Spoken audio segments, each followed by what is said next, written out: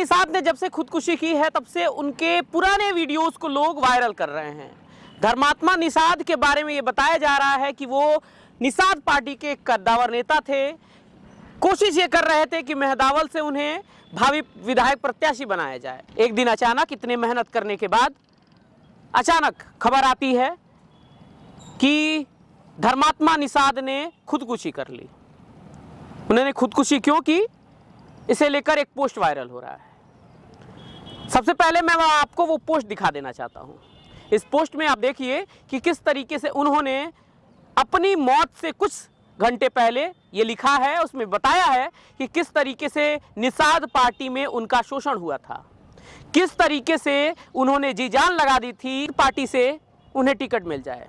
लेकिन वो कद्दावर नेता होने के साथ साथ अंदर उनके था कि उन्हें टिकट मिल जाएगा, निषाद पार्टी उन्हें ज़रूर एक ना एक दिन मैदान में लड़ाएगी। लेकिन जब उन्होंने पोस्ट लिखी और पोस्ट में राष्ट्रीय अध्यक्ष संजय निषाद जी जो कैबिनेट मंत्री हैं उनका नाम लिख देते हैं, वो उसके बाद प्रवीण निषाद का नाम लिख देते हैं, उसके बाद श्रवण निषाद का नाम लिख देते हैं, जिसे लेकर इतना विवाद हो रहा है कि अब इस पे संजय निषाद ने अपनी प्रतिक्रिया दी है। हमने देखा किस तरीके से निषाद पार्टी के बारे में बात करते करते वो ये तक बोल गए कि मैंने बहुत इस पार्टी की सेवा की है, मैंने अपना तन धन इसमें लगा दिया और ये सोचा कि निषाद पार्टी बढ़ेगी, हमारी जात की पार्टी है, हमें इसे आगे बढ़ाना है। लेकिन होता क्या है, एक पोस्ट होता है और उसके बाद सब खबर मिलती है कि धर्मात्मा निषाद ने खुदकुशी कर ली। लेकिन सवाल ये उठ रहा है कि क्या वो खुदकुशी थी, कहीं किसी ने आत्महत्या तो नहीं कर दी, कहीं आत्महत्या के पीछे वाकई में संजय निषाद उनके दोनों बेटों का नाम है? क्या जयप्रकाश निषाद जिनका नाम लिया जा रहा है कि जो उन्होंने पोस्ट में लिखा कि जयप्रकाश निषाद की वजह से मैं आत्महत्या कर रहा हूं, मैं इन दोनों लोगों की वजह से आत्महत्या कर रहा हूं, क्या वाकई में ऐसा था? क्या संजय निषाद जो आरोप लगा रहे हैं कि 8 बजे जो एफआईआर में काफी दर्ज हुई, इसमें दिखा था कि 8:30 बजे उन्होंने फांसी लगा ली, लेकिन संजय निषाद कह रहे हैं कि 8:30 बजे नहीं फांसी लगाई, बल्कि 9 बजे उन्होंने फेसबुक पोस्ट कैसे डाल दिया। संजय निषाद के प्रेस कॉन्फ्रेंस को देखेंगे तो आपको साफ लगेगा कि जिस तरीके से उन्होंने कहा है कि इसमें हमारा कोई रोल नहीं है, धर्मात्मा निषाद ने ये पोस्ट लिखी ही नहीं। दरअसल ये पोस्ट उनके द्वारा नहीं लिखी गई, ये जो उनके फेसबुक चलाने वाले थे उनके द्वारा लिखी गई है, और उससे पहले ही उन्होंने आत्महत्या कर ली थी और बाद में पूरा आरोप मढ़ दिया गया संजय निषाद की पार्टी, संजय निषाद पर। इसके बारे में बोलते बोलते उन्होंने बहुत सारे तथ्यों का जिक्र किया। उन्होंने कहा कि मैंने या मेरे परिवार के लोगों ने अगर इनका शोषण किया होता तो आज ऐसी स्थिति नहीं रहती। आपको पहले वो एफआईआर की कॉपी दिखा देना चाहता हूं। आप सोच रहे होंगे कि इस पे विवाद क्यों हो रहा है भाई, उन्होंने आत्महत्या कर ली, बहुत कद्दावर नेता थे, आत्महत्या क्यों की?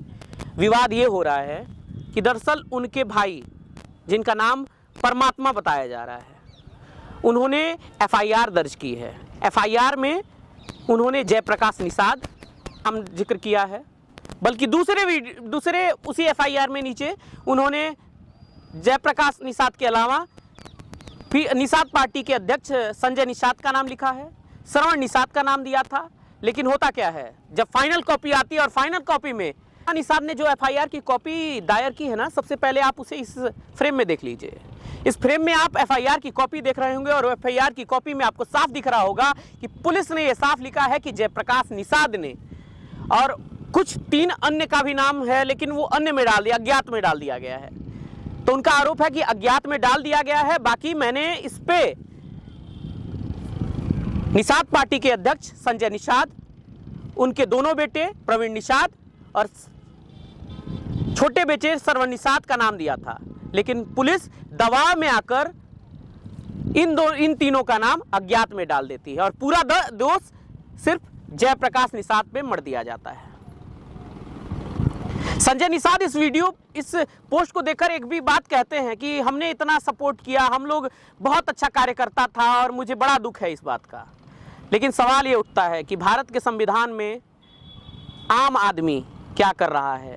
वो पार्टी के झंडे ढोता है, पार्टी के लिए इतनी मेहनत करता है, उसे जमीन स्तर से इतना बड़ा पार्टी बना देता है। लेकिन होता क्या है उसके साथ, जब वो टिकट मांगने आता है तो उसे नहीं मिलता है।